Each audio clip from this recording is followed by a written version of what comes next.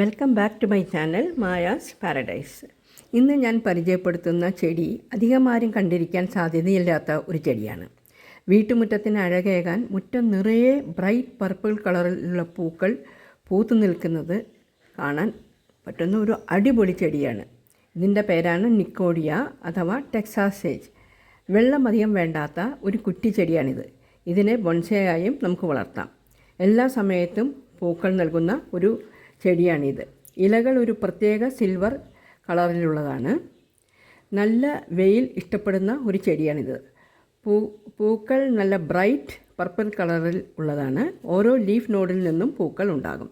പൂക്കൾ ഉണ്ടായി തുടങ്ങിയാൽ നിറയെ പൂക്കൾ ഉണ്ടായിക്കൊണ്ടേയിരിക്കും. ഇത് മരുഭൂമിയിൽ വളരുന്ന ഒരു ചെടിയായതിനാൽ അധികം വെള്ളമോ വളമോ ഇഷ്ടപ്പെടാത്തൊരു ചെടിയാണ്. ഒരുപാട് വെള്ളം കൊടുത്താൽ ഇതിൻ്റെ വേര് നശിക്കും, പൂക്കൾ കുറയുകയും ചെയ്യും. പോട്ടിംഗ് മിക്സിൽ ചകിരിച്ചോറ് ആഡ് ചെയ്യേണ്ട ആവശ്യമില്ല. നന്നായി വെള്ളം വാർന്നു പോകുന്ന മണ്ണും മണലും കുറച്ച് കമ്പോസ്റ്റും കുറച്ച് ഫംഗിസൈഡും ചേർത്ത് കൊടുക്കാം. നല്ലപോലെ സൂര്യപ്രകാശമുള്ള സ്ഥലത്ത് വെച്ചാലേ നല്ലപോലെ പൂക്കളുണ്ടാവുള്ളൂ. ഒരു ഫ്ലവറിങ് സീസൺ കഴിയുമ്പോൾ അതിനെ ട്രിം ചെയ്ത് കൊടുക്കുക.